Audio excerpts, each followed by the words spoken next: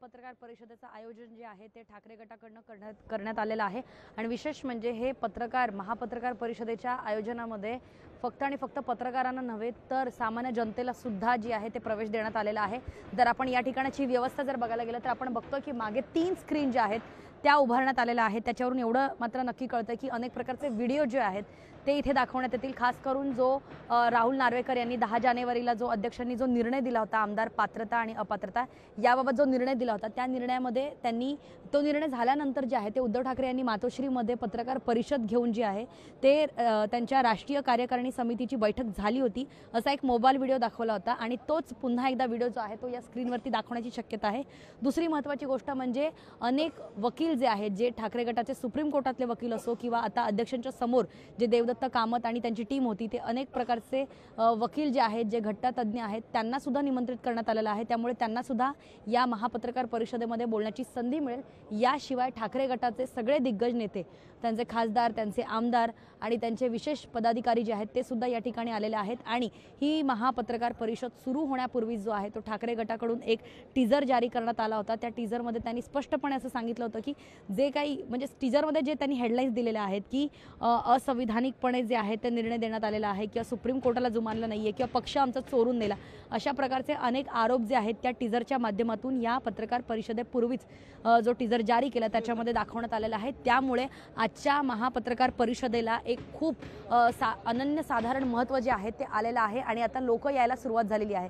4 वाजताची वेळ जी आहे ती या महापत्रकार परिषदेसाठी देण्यात आलेली होती आणि आता सामान्य जनता वरळीकर मुंबईकर आणि महाराष्ट्राच्या कानाकोपऱ्यातून जे आहेत ते अनेक लोक जे आहेत सामान्य जनता जी आहे ते या पत्रकार परिषदेला आलेले आहेत। विशेष म्हणजे सामान्य जनता सुद्धा उद्धव ठाकरे किंवा वकिलांना प्रश्न विचारणार का याकडे सर्वांचं लक्ष लागून राहिलेलं आहे। मात्र आपण बघतो की स्टेजवरती व्यवस्था जी आहे ती सुद्धा जी केलेली आहे त्यामुळे एकूणच ठाकरे कुटुंबीय जे आहेत ते सुद्धा या ठिकाणी म्हणजे ठाकरे कुटुंबीय म्हणजे तेजस ठाकरे आदित्य ठाकरे आणि रश्मी ठाकरे सुद्धा या महापत्रकार परिषदेमध्ये उपस्थित राहणार असल्याची माहिती मिळते।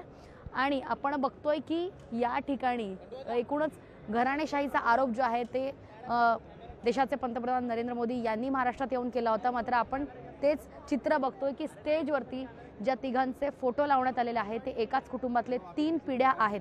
त्याच्यामुळे कुठेतरी मोदींनी जो घराणेशाहीवरतीचा आरोप लावलेला त्याच्यावरती सुद्धा उद्धव ठाकरे बोलणार का, कारण त्याच्या आधी त्यांनी उत्तर दिलं की घरंदाज लोकांनीच घराणेशाहीवर बोलावं। मात्र आपण स्टेजवरचा जो फोटो बघतोय अन्य कुठल्याही ठाकरे गटाच्या पदाधिकाऱ्याचा फोटो जो आहे तो या स्टेजवरती किंवा या होर्डिंगवरती लावण्यात आलेला नाहीये। मात्र डोम वरळी या ठिकाणी असलेल्या या डोममध्ये मोठ्या प्रमाणात जय्यत तयारी जी आहे ती ठाकरे गटाकडून करण्यात आलेली आहे। पूर्ण वरळीमध्ये जे आहेत ते लोक जे आहेत खूप मोठ्या संख्येने आलेले आहेत। आपल्यासोबत सुषमाताई अंधारे आहेत, आपण त्यांच्याचकडनं बोलून जाणून घेणार आहोत।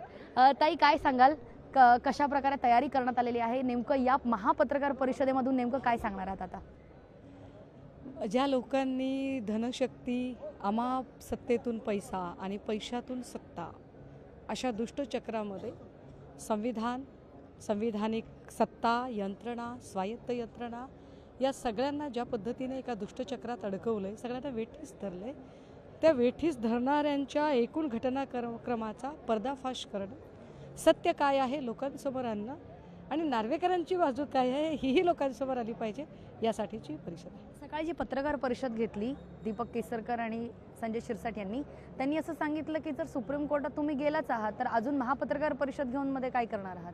सुप्रीम कोर्टामध्ये तुम्ही अध्यक्षांच्या निर्णयावर विरोधात गेलेलाच आहात तर आता महापत्रकार परिषदेतून नेमकं जनतेला काय संदेश द्यायचा आणि परसेप्शन कुठलं क्रिएट करताय का असा त्यांचा आरोप आहे।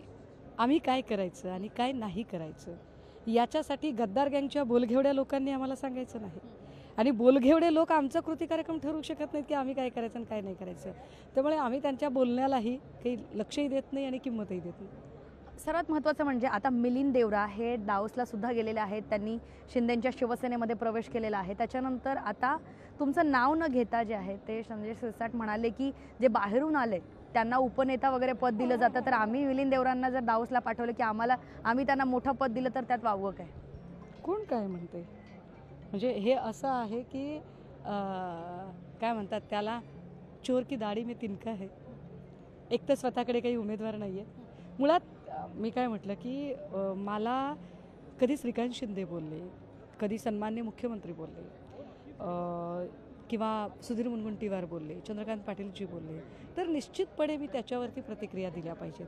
पण कुणीतरी अत्यंत वाचाळ आणि अत्यंत स्वस्त प्रसिद्धीसाठी काहीही स्टेटमेंट करणारे लोक असतील तर अशा लोकांवर आपण बोलूसुद्धा नाही आणि त्यांची किंमत वाढवू नये या मताची मी आहे. वकील खूप सारे आलेले आहेत, आता सामान्य जनता सुद्धा यायला येत आहे. तर सामान्य जनता सुद्धा आता प्रश्न विचारणार आहे का या महापत्रकार परिषदेमध्ये? या महापत्रकार परिषदेमध्ये वकील यासाठी आले आहेत की कायद्याची जी बाजू आहे ती बाजू सांगितली जाईल. कायदेशीर लढाई ज्या पद्धतीने राहुल नार्वेकरांनी एकांगी पद्धतीने भाजपाची स्क्रिप्ट वाचून दाखवली, त्या स्क्रिप्टमधला लॅकोना काय आहे, व्हीप कसा पद्धतीने येतो, काय नाही, या सगळ्याच गोष्टी.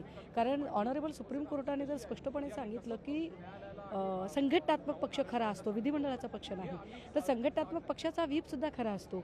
आणि समजा त्यातही वाईटात वाईट असं आपण गृहीत धरू की बाबा तुम्ही सगळे पात्र ठरलात, तर आम्ही अपात्र ठरवायला पाहिजे होतं. आम्ही पात्र, तुम्ही पात्र. ते पण गेलेत हायकोर्टामध्ये. नाही, ते दाखवण्यासाठी गेले, ते फक्त ते एक वातावरण निर्माण करण्यासाठी. पण ते असं काही करू शकत नाहीत हे नक्की आहे, मला माहिती आहे. आणि मला असं वाटतं की आजचं जे आहे ते एक वेगळे परसेप्शन निश्चितपणे काही गोष्टी क्लिअर होतील आणि त्याच्यावरून तो पडदा होतो. तर आपण बघितलं की सुषमा अंधारे यांनी सांगितलं की त्यांनी ठाकरे गटांनी काय करावं याबाबतचा निर्णय जो आहे तो शिंदे गटाच्या नेत्यांनी करू नये. मात्र आपण बघतो की महापत्रकार परिषद थोड्या वेळाने सुरुवात होईल, पण त्यापूर्वी ठाकरे गटाच्या नेत्यांकडनं, त्यांच्या कार्यकर्त्यांकडनं जय्यत तयारी जी आहे ती वरळीच्या या डोम नेस्कोमध्ये जी आहे ती करण्यात आलेली आहे. नेमकं पत्रकार परिषदेमध्ये वकील काय बोलतील, उद्धव ठाकरे काय बोलतील, आदित्य ठाकरे काय बोलतील, याकडे सर्वांचंच लक्ष लागून राहिलेलं आहे. तर लोकशाही मराठी ऐका, पहा, जागरूक रहा.